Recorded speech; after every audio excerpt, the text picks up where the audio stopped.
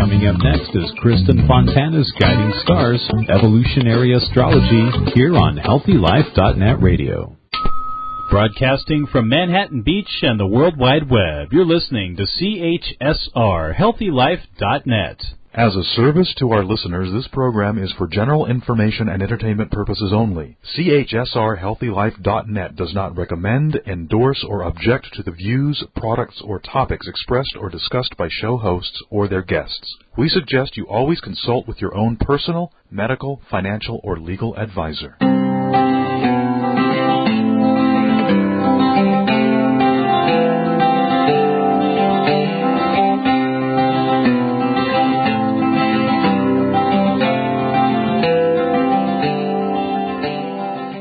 Welcome. You're listening to Guiding Stars, Evolutionary Astrology Radio. This is your host, Kristin Fontana.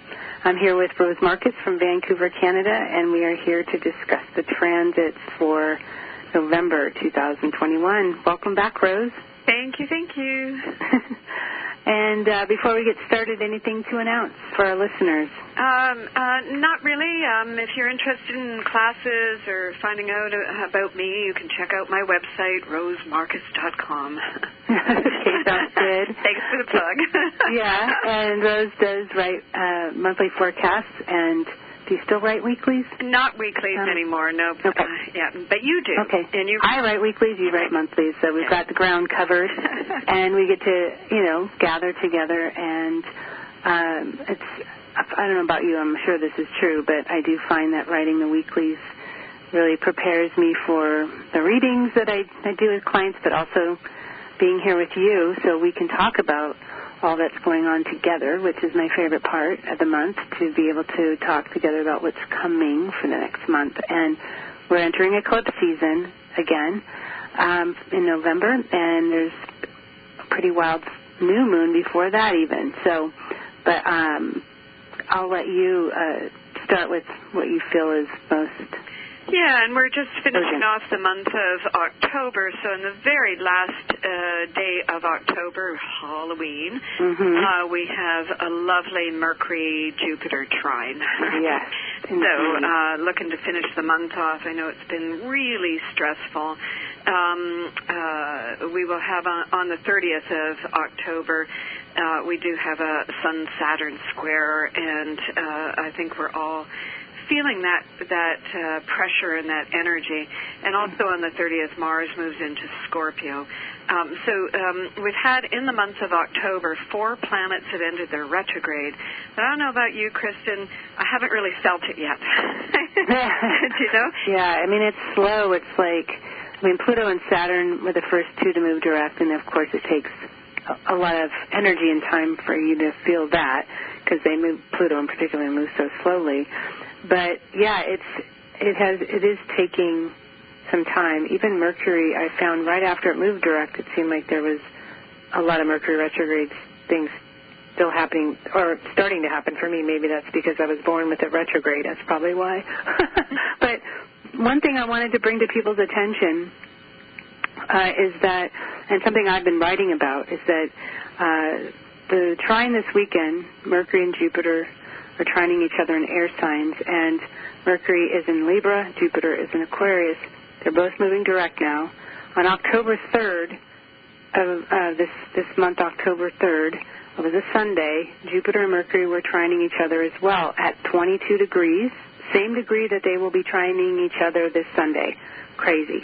Amazing. So if you have anything at 22 degrees in air signs, you're definitely going to be feeling this. On the 3rd, it was really probably more like insights that you had, or revelations perhaps, or maybe even conversations that you were able to return to with somebody that allowed for more movement and growth in a relationship. The direct motion can really be action-oriented. And there's one other date I wanted to highlight, which is the 18th of October, Jupiter stationed direct, really the night before Mercury did, or it might have been vice versa, I don't know, but only hours passed and they both moved direct. So essentially on the 18th of October, we had Jupiter stationing direct at 22 degrees again. There it is, trining Mars at 22 degrees. So we've got October 3rd, October 18th, and October 31st linked in some way. You might be able to make some association or understand really what that's about for you in your life if you go back to the calendar and those events. Jupiter trining Mars was really about an ignition point in your life, especially on a stationary. So maybe you're feeling re-inspired by something. I'm hoping that's true, and you're feeling a fire being lit again, even if you are dealing with some slow-moving transits trying to pick up speed again. There is, I think, being brought to your awareness or into your body something that you would like to commit to, follow, and I don't know, just take a risk, take a chance, and something you may need to get brave around. And so just some last kind of minute thoughts on October before we surge into November. That's an excellent synopsis, I think. It really is, and it has been a really, I think, this submerged energy of really working through a lot, and I think that those planets have been observational as well, too. You've been very. There's so much going on, and it's all about the insight and the perceptions and how that is shaping and formulating inside of you to get to, springboarding yourself someplace else, right? Mm-hmm.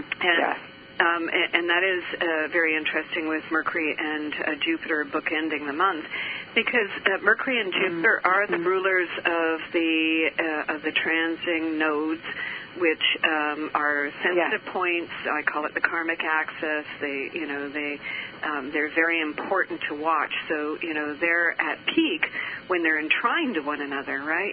So it's very, very opportune. And we're just coming off, that's the 31st, and on the 30th we have a Sun-Saturn square. So it might be a little bit dominating as well too. And that Sun-Saturn square is about moving through some blockage, some threshold,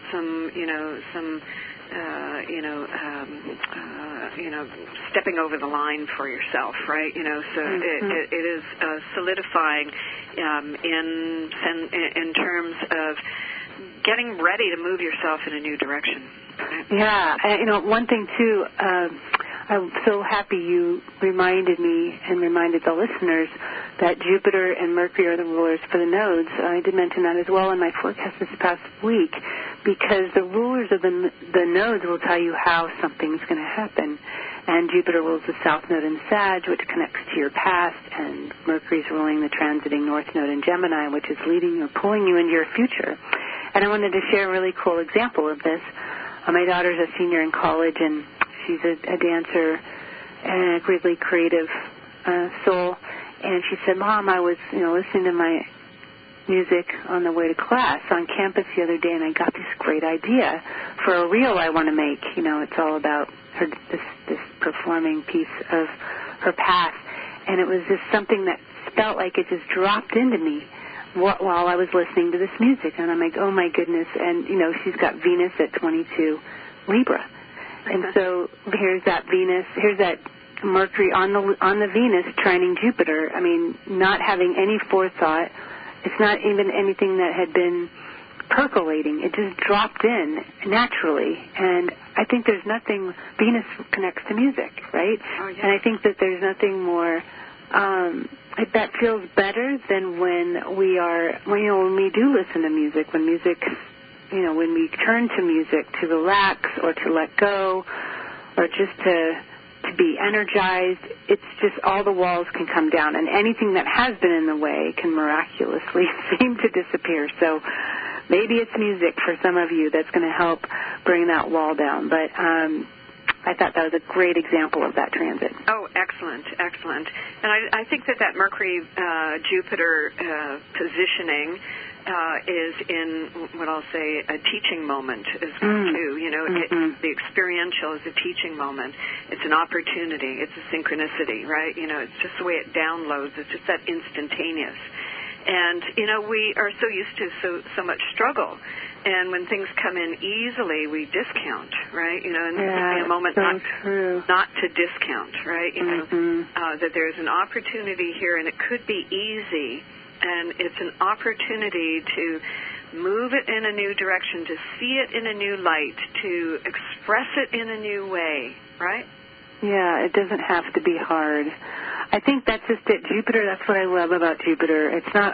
Jupiter's not always this planet of good fortune and good luck and abundance. I mean, it is the best energy ever when it's working for us. When it's not, it's, it can exaggerate something we don't want. But someone can be painfully honest with you. Something can be painfully true, which is very much a Jupiter thing. But the truth is always, better to know than not. And so, but when things do happen with ease and we realize it doesn't have to always be so difficult or feel forced to have to happen, it's just like, thank God, where have you been? And that reminds us that timing's everything. That's what we are all learning, is how to really trust in that timing and trust in ourselves, when to step in, when to take a pause. And with these planets moving direct and with Mars entering Scorpio, we're going to be not only stepping in, we're going to be dropping down into the depths of our journey. Absolutely. And, I was looking this up while you're talking here. Let me just see here. Yeah, so you talked about Jupiter and Mercury bookending the month, and Mercury and Pluto also bookended the month. And so that was October 2nd when Mercury and Pluto met by dynamic aspect, by square. I'm just putting that up at 24 degrees, right? 24 degrees, Mercury in retrograde there on October 2nd. 24 degrees, Pluto at 24 degrees, and on October 2nd, we'll have the same aspect here. You mean November 2nd? Sorry, I meant to say November 2nd. So October 2nd, November 2nd, right? So it really has it's been a book-ended month or a period of time, and maybe you feel that as well, too, that you've been moving through something and coming out the other side. So lovely to see the Jupiter-Mercury trine first before we get to the 2nd of November with that Mercury-Pluto. The Mercury-Pluto position is in terms of switching tracks, moving on to something else or something next, right? That's the flavor of it. We've been dealing with this reality the way it is, and now I feel, whatever it is that I've been, Mercury in Libra, it is about relationships. It is about your money. It is about how you are relating and how you're connecting the dots. And, again, it is exploring what is of worth and value to you, right? And as it moves through this checkpoint with Pluto, it evolves how you are evaluating what you are finding is of worth, of value, and meaning to you. And so that's just at the start of shifting that perspective for you and shifting the dialogue and shifting the way that you are connecting the dots for yourself so that you can move forward and take full advantage of the opportunities that are being presented in the moment. First it is to see them, next it is to act on them. Correct? Right. I mean, that Pluto square Mercury, too, can be so much around in Libra, like this fence-sitting energy, where there's this fear of making a move, or, I don't know, it could even be old patterns and even thought processes that you have that have held you back.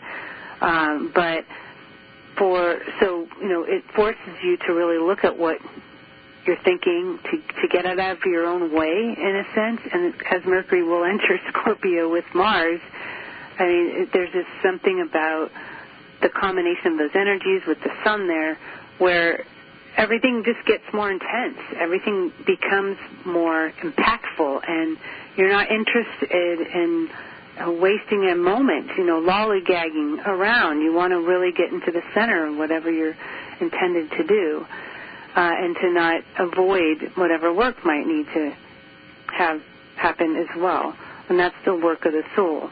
And so, the transition anyway from Libra to Scorpio is always fully felt by us all. And that, that Pluto in Capricorn, Capricorn's the archetype of time. And, you were talking about fence sitting a few moments ago. You can sit on the fence for as long as you like, but sooner or later you're going to get tired of sitting on the fence. Yeah. And that's exactly what this aspect is. It prompts you to say, okay, I've been sitting here for too long and I'm not getting anywhere. And, and even just in the very minute sense of I've just got to take some kind of action here. Maybe I'll get up and make a phone call or, check something out or so on. That can get the ball rolling really fast. Mhm. Yes. One little move can make everything kind of open up. Shift everything, right? Yeah. And it is interesting that this Mercury-Pluto position and even the Mercury-Jupiter that we've been talking about is working under the umbrella of Mars having just moved into Scorpio, right? Moving out of Libra and into Scorpio. And Scorpio is about targeting. It's about getting a fix on it. It's about zeroing in on exactly what you need to see, to do, to implement. And so I actually like that because we've already got the Sun in Scorpio as well, too. That's about making a fuller commitment. Mhm. Okay? Yeah, absolutely. Oh, absolutely. Like not halfway, but just being all in. Yeah, going all in. As the famous adage, "Go big or go home." That's Scorpio. I'm not interested in anything else. There's no gray zone. It's black and white.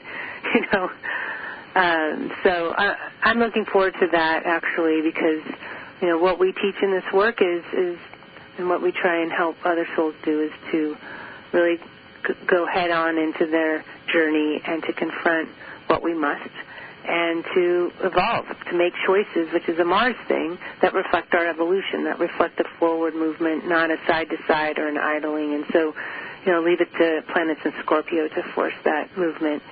I would say for better or for worse, it's really for better in the end.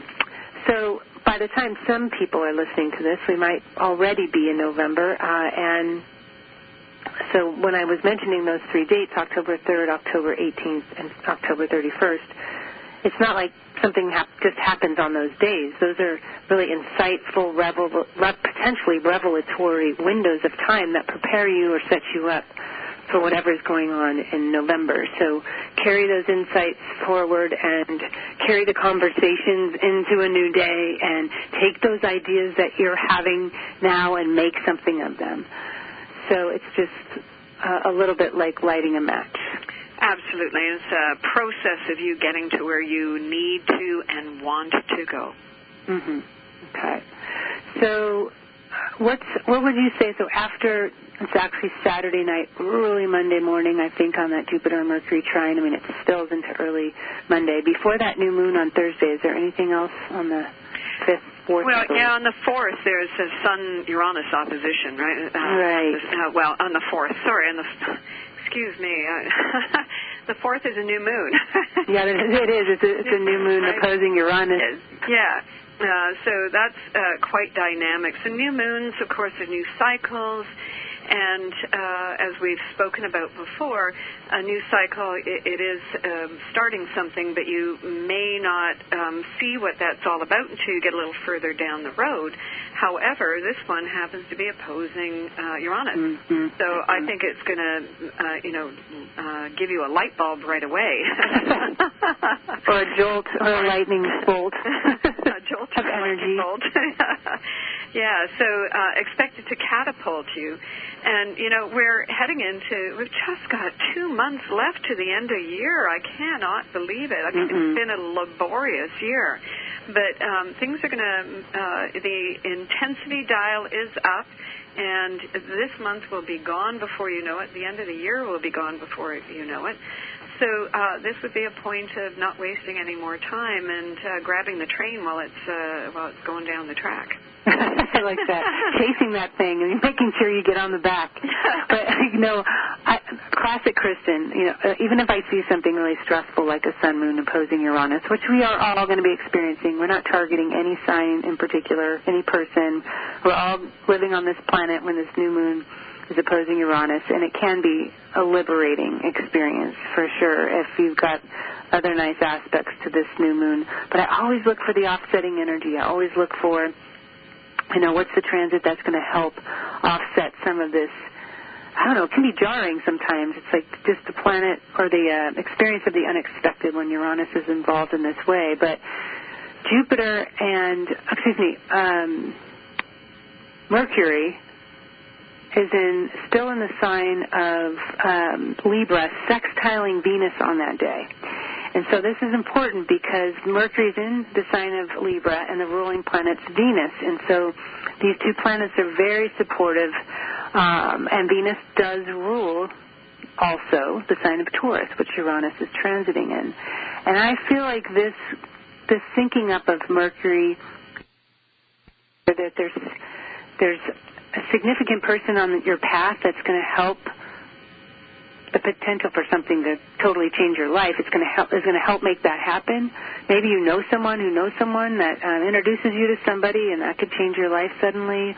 Or really it is a strength around either your relationships, your ability to earn potentially, if that's something that's on your mind, like a new idea strikes gold, or you experience some sudden movement all of a sudden. So that is something favorable to consider during this particular new moon. And also Mercury is the ruler of the transiting North Node. So there you go. It's never all, in all one way. There's always something else that's going to allow the energies to morph and hopefully create the kind of transformation that you're looking for. All right, we'll be right back with Rose Marcus after the break.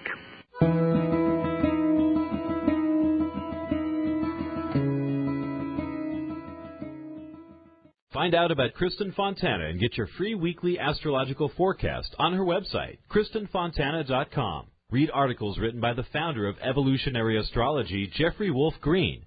Evolutionary astrology is a spiritual perspective astrology from Pluto's point of view, and what a view it is. You can even order a detailed, personalized chart that tells you about your past, present, and future. You'll also discover where and when Kristin's upcoming conferences, workshops, and appearances will be on KristinFontana.com. That's Kristin, Fontana.com. Okay, you're stressed. You need a little R&R. Wouldn't going to a spa help? There's all kinds of spas, too. Destination spas, medical spas, day spas, even dental and mobile spas. Where do you find the right spa at the right price? Oh, no, more stress? Well, not anymore. Visit spafinders.com. At spafinders.com, you'll find everything you need to know about spas from around the world. So de-stress. Click on spafinders.com right on our homepage. Ah, I'm feeling relaxed already. What would happen if you didn't follow the established path? Would you feel scared or proud? Could you explain that helping the people of Peru improve their own community would also have an effect on your own? Would you rather make your own way or spend a lifetime saying, what if? Life is calling. How far will you go? Peace Corps. To find out more, call 1-800-424-8580 or go to peacecorps.gov. Water. In the hot summer sun, water is a natural thought, like relaxing at the beach with the waves lapping at your feet, or perhaps being with your significant other under a secluded, gently cascading waterfall. If you want a little more action, how about water skiing or boating on an icy, clear blue lake? With Expedia.com, everything you need for travel, flights, hotels, cruises, vacation packages, they have it all at a price you can afford. Go to HealthyLife.net's advertiser page and click on Expedia.com. I'm William Shatner, and this is Jimmy. Animals like Jimmy are often left behind by people fleeing hurricanes, fires, floods, and earthquakes. These abandoned animals cannot survive on their own. If you must evacuate your home, please never leave an animal behind. If you absolutely cannot take your animal with you, never leave him helplessly chained or caged. Many animals die because they cannot escape fires or rising waters. Animals need your help. Thank you. Call PETA today, 757-622-PETA. HealthyLife.net, the positive radio network.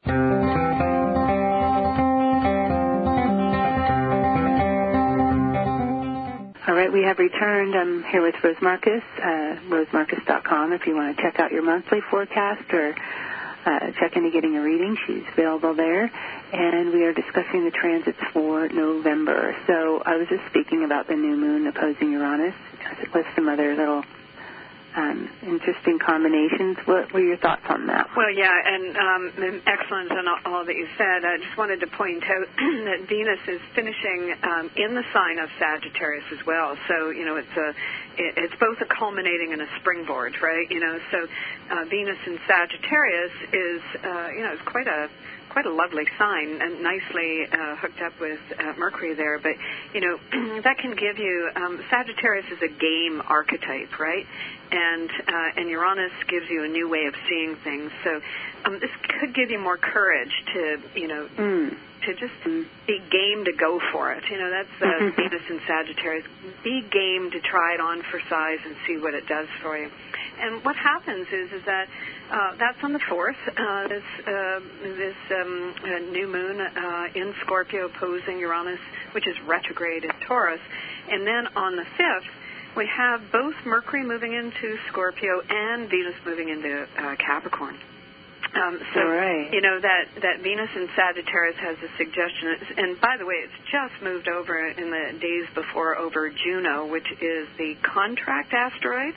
And whenever the contract asteroid is being emphasized, I always say, it's whatever covenants you've made with yourself. I mean, you can sign any kind of contract, but you might be actually, signing a contract of any kind, that would be that kind of influence, which suggests that it's full of potential. And Sagittarius is a future-bound archetype, as you were saying. So this new moon has really a springboard feel of maybe setting you up for something quite lucrative or productive or fertile for your future. And that's an interesting thing because the next day, Venus moving into Capricorn, and Capricorn is a solidifying archetype. It's a making it real archetype, right? So Sagittarius is speculative and Venus is Capricorn is more concrete, right? Yeah. So that could be something is like trust your intuition and be willing to take a risk. Things that fall into your lap, they might be falling into your lap for a reason. Yeah, I definitely feel that Venus in Capricorn can be like a harvest for your efforts or something tangible, right? Yeah. That you can take with you. Yeah, absolutely. And I do want to mention, while we're talking about Venus, so Venus in Capricorn, generally it is about a 3-week transit. And because there is a retrograde cycle coming up, which is December 19 to January 29. Oh, that's right. Yeah, Venus is going to stay in the sign of Capricorn all the way till March 5th. So that's November 5th to March 5th. That's incredible. Whoa. That's going to be an awfully long time for Venus to be transiting through a particular area of your chart. Mm-hmm. Correct? 5 months? That's amazing. I didn't realize it was going to be that long. Yeah. Right. And not only that, but Venus is aligning with Pluto, and it'll do that several times, and with Mars. So, let me see if I've got my dates here. The dates when it lines up with, lines up with Pluto are December 11 and December 25th, exactly on Christmas Day, right? Interesting. I've forgotten the third date. I don't have it in front of my nose right at the moment, but I think it's in February sometime. I'll look it up on the break. We have Pluto and Venus and Pluto, and, they're sort of a planetary pair because Venus rules the sign of Taurus and Pluto rules the sign of Scorpio, right? So they are meant to work together. And Venus and Pluto together, this is a whole metamorphosis here, in terms of survival issues and, again, financial things and again, what's resonating deep within your soul.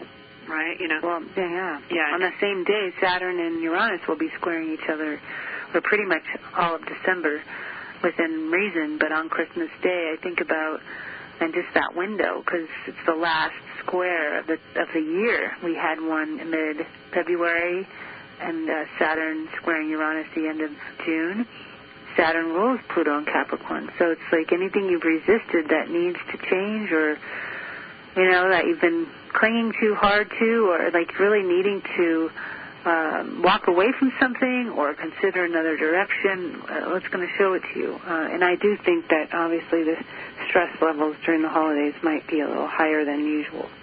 Well, and I do think that the Venus-Pluto conjunction on Christmas Day in the sign of Capricorn really underscores the fact that reality has shifted in some really profound way, really core way.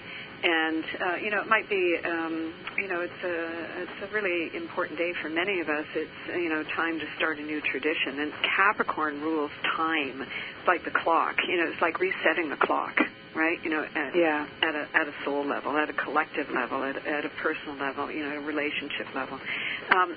It's interesting. Those 3 dates, December 11, December 25, and March 3rd will be the final Venus-Mars conjunction.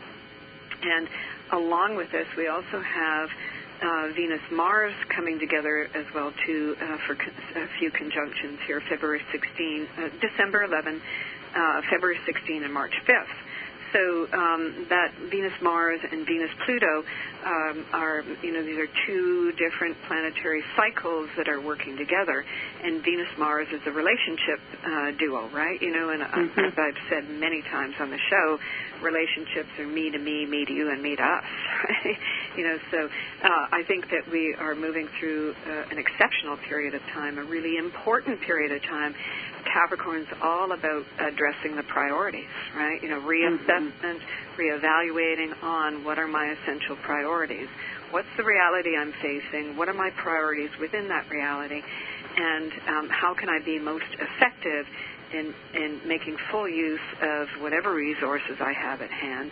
And how can I make fundamental changes that are going to get me to higher ground? Mm-hmm. Definitely. Well, and we have a couple of eclipses before those things happen where Pluto is prominently positioned, of course, and is going to be, is it on November 18th? Okay, early in the morning, I think. Yeah, it's 1:57 a.m. and that's Pacific Coast time, November 19, and the eclipse is 27 degrees Taurus. The moon is 27 degrees Taurus, and the sun will be 27 degrees Scorpio. Okay, and that's the first. So the first of the pair is a full moon eclipse. I believe it's a partial eclipse. Yes. Okay, let's move to a break, and we'll come back and talk more about that. We'll be right back.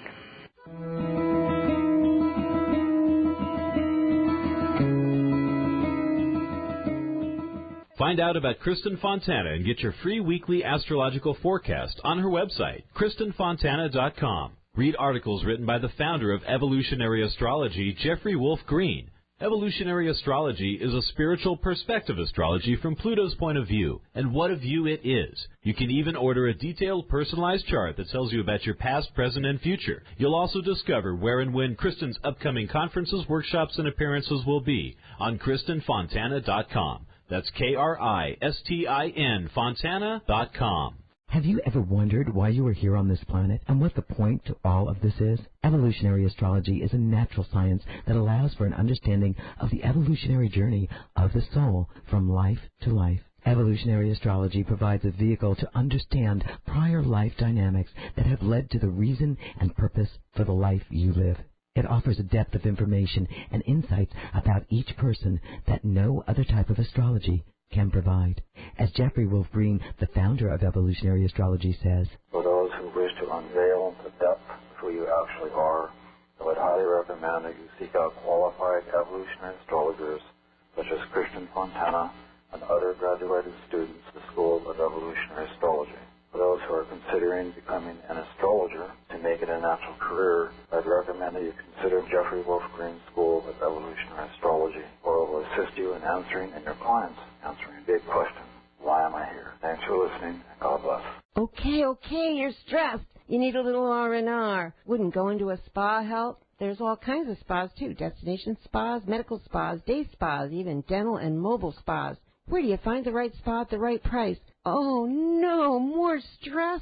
Well, not anymore. Visit spafinders.com. At spafinders.com, you'll find everything you need to know about spas from around the world. So de-stress. Click on spafinders.com right on our homepage.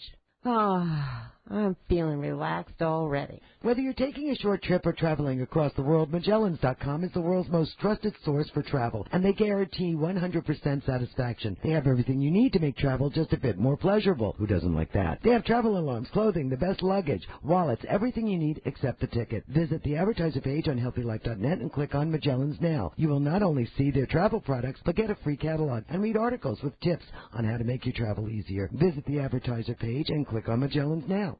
HealthyLife.net, where positive overcomes negative. All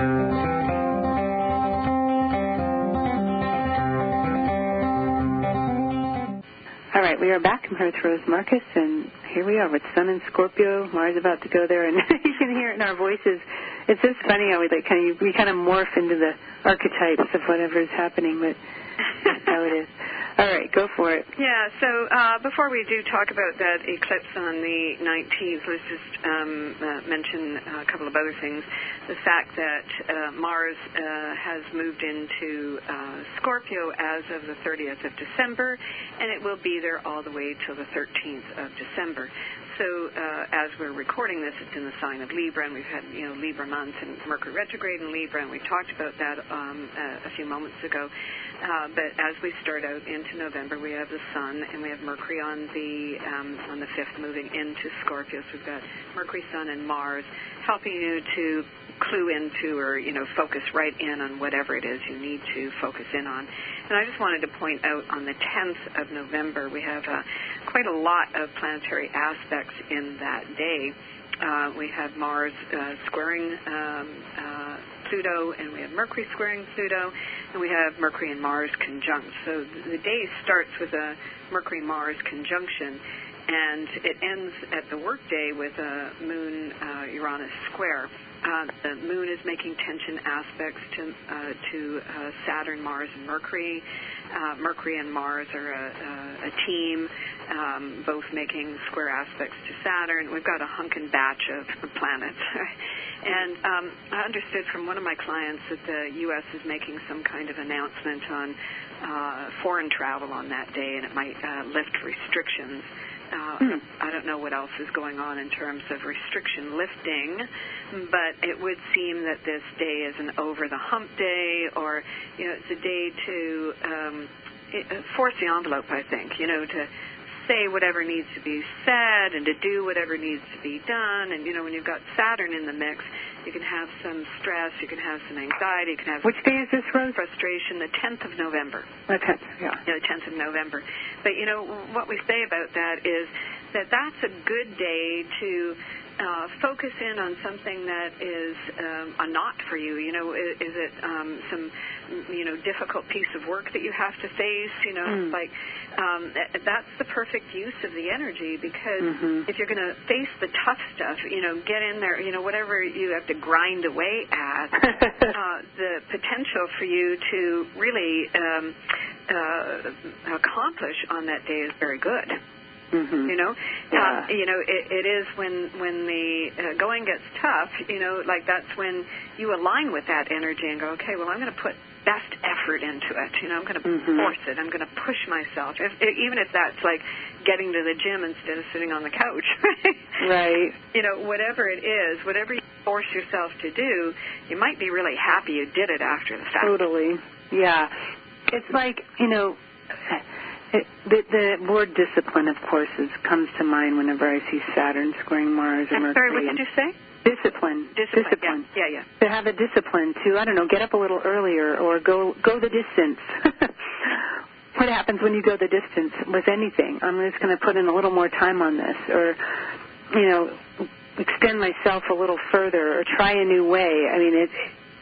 Saturn pays dividends for extra effort or focus or determination, and And so you're right. Like, you could feel exhausted and like you don't want to do anything. But if you actually do something, then, you can feel like a triple hit of the reward for actually overcoming that feeling, that weight. Yeah, and Jupiter always gets that good rap of like, every bonus is going to be all wonderful, and Saturn gets the bad rap. But I'll tell you, when you make friends with Saturn rewards you. Yeah, Saturn can be really. I mean, it's the thing that you can count on. I always call it the sure thing, right? When you are in a favorable alignment with Saturn. I call it the sure thing, and it's something everybody wants. Everybody wants a sure thing. Nobody wants to always be kind of flying by the seat of their pants or to be hanging on the wing in the prayer, right? The wing in the prayer is that your faith will see it through, which is definitely, faith is huge to have in life, to have a certain degree of optimism and belief that something can happen. But Saturn makes you roll up your sleeves and get dirty, get down in there and do it. And then you've earned it. And then there's just no kind of backing, energetic backing, than to feel that. I've put in my time, I've put in the miles, I've paid my dues, I've shown up. And so I think that's something that is really important around that time to be doing in your life, showing up. Absolutely, and the next day the moon goes into first quarter, and that's an action taking, right? So and we finish that week with on the 12th. There's a nice Sun Neptune trine. So the moon's in Pisces. Moon's in Pisces, and just right after the 10th or the 11th, 12th. So might find that there's good flow. And then by the time we get to the 13th, there's a Mercury-Uranus opposition, which, could it's a good weekend for, signing off the work and enjoying yourself. Right? Yeah. Yeah. Wow. Okay, so let's talk about this first eclipse that's coming. On the 19th. So we can feel that, as I just mentioned, that Mercury-Uranus opposition on the 13th. As I've said many times, an eclipse is an acceleration archetype, and it can produce events. But the whole thing with an eclipse is that it has a magnetic resonance. It's building ahead of time. Just like cycles. It's a cycle. And a lunar eclipse is a full moon. So this one is energizing. We could see it energizing in the week before. There's some potency that's building in the week before. And especially the 17th and 18th, there's some dynamic planetary influences. On the 17th, we have Mars opposing Uranus, and that's first thing in the day. And so that could jolt something into being. Maybe your day starts unexpectedly in some way. The phone rings and you're off to doing something else, whatever it might be. So the 17th, we have this Mars-Uranus opposition, and on the 18th, Venus trines Uranus, and we have Mercury trine Neptune as well, too. So whatever the 17th triggers, the 18th looks like, there's some really good flow on that, right? Opportunity, synchronicity, Uranus is always the wild card, right? So watch those dates for something to get up and at 'em. And then we have the 19th with the partial lunar eclipse. And I think I gave the time, again, 1:57 a.m. if you're on the Pacific coast. So you'll feel that eclipse in the days that precede it. So that's a very interesting dynamic. And Taurus is, again, a lunar eclipse is that which is on brew but hasn't seen the full light of day yet. All of a sudden it goes.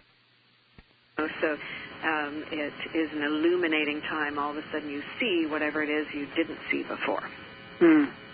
Yeah, and so we've got Uranus in Taurus, of course, that time trining Venus as well. So that can be another example of this eureka moment. Right? Timing, Venus in Capricorn forming that lovely trine to Uranus, that eureka love moment, that synchronicity, that timing feels just right for me to take this on. Yes, and Venus and Mars are in a nice sextile, too. So that's a good one. All right, well, we've got to move to a break. We'll talk more about these eclipses when we come back.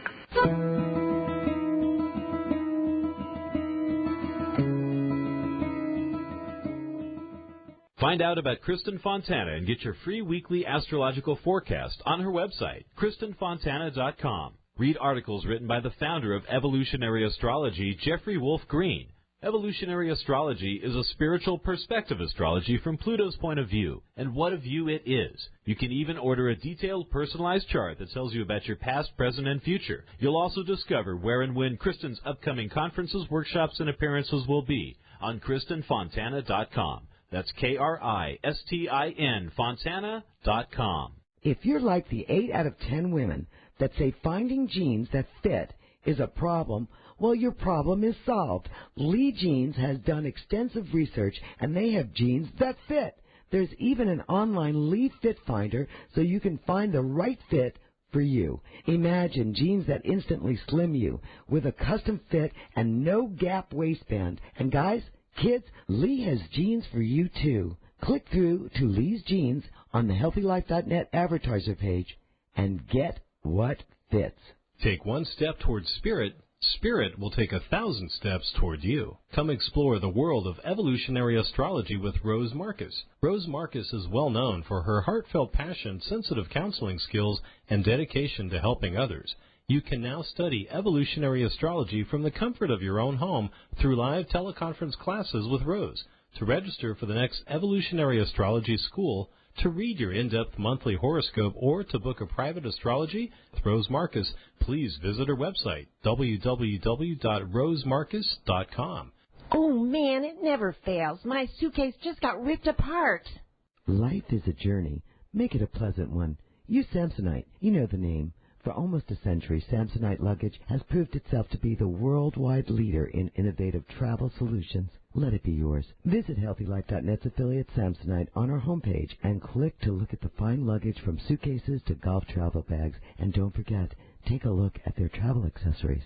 Make life a journey, a pleasant one, with Samsonite. In college, I took a lot of history and liberal arts classes, and frankly, I don't remember much of any of it. But as an adult, I find myself engrossed in fascinating programs on the A&E and History Channel. They've pretty much helped me to be pretty impressive at social functions, and I just found out today that I can purchase DVDs of my favorite A&E and History Channel programs right through HealthyLife.net. You should visit HealthyLife.net and order your favorite A&E and History Channel program DVDs as well, and then discover how many people you can impress during your next social occasion. HealthyLife.net, the positive radio network.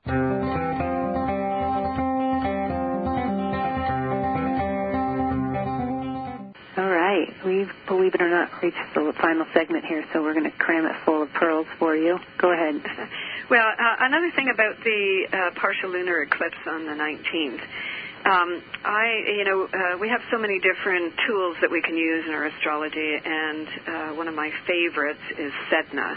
Sedna is a planetary body way out there in the frozen regions of our galaxy, and she is an Inuit goddess. She sits at 28 degrees Taurus. So the eclipse is going to trigger Sedna. And whenever Sedna is triggered, what I say is that she unthaws something. Whatever it is that's been held in frozen state, she unlocks it. And I think that that's a really interesting, added component of this partial lunar eclipse. Okay. Yeah, that's kind of cool. And then on the 20th, Mercury and Jupiter will square. So Jupiter is sitting at 24 degrees, and the eclipse will have picked up the energy of the square to Jupiter from the 15th of November, when the Sun and Jupiter square are in square, right?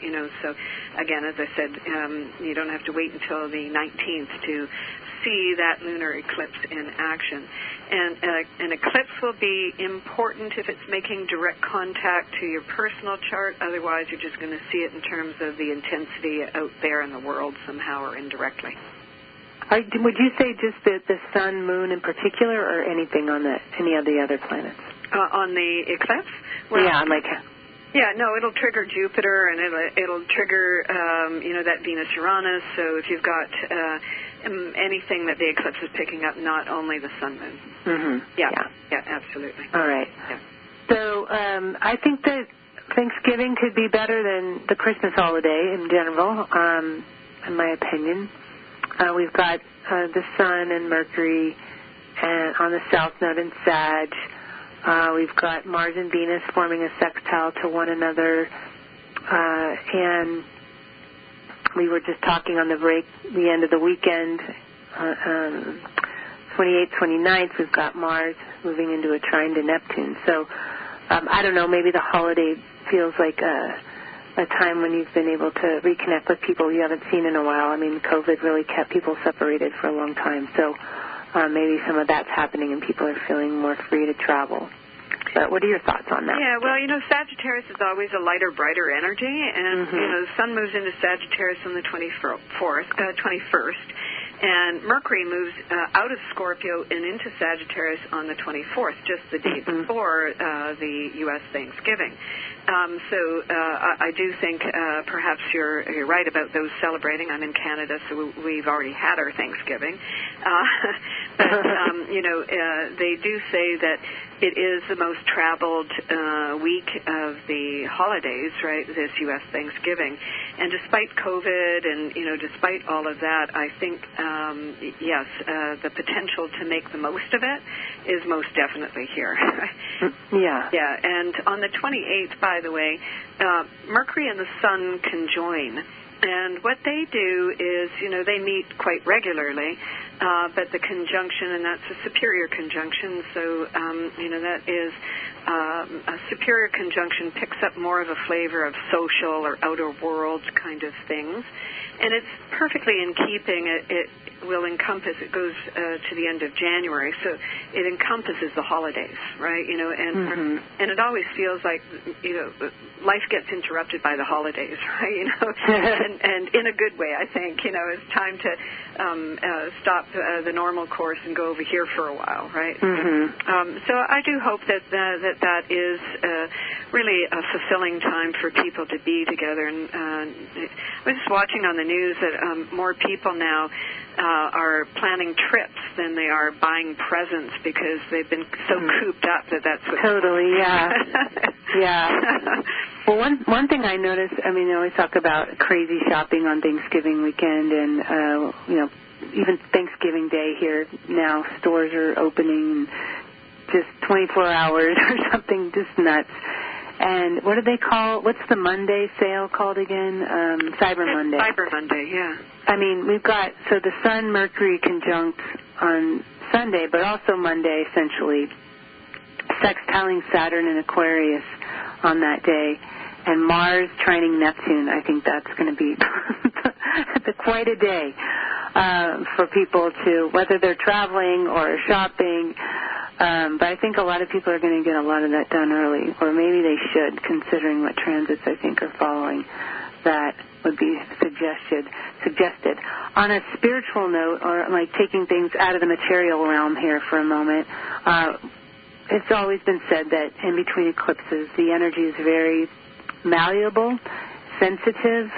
If you're a spiritual seeker, you could have a tremendous breakthrough in your meditations at that time. It can be like a portal opening. People talk about that experience. And so the energy is much more intense, potentially sensitive. And so to have Mars and Scorpio trining Neptune, absolutely can be an energy where you're experiencing things that are out of this world.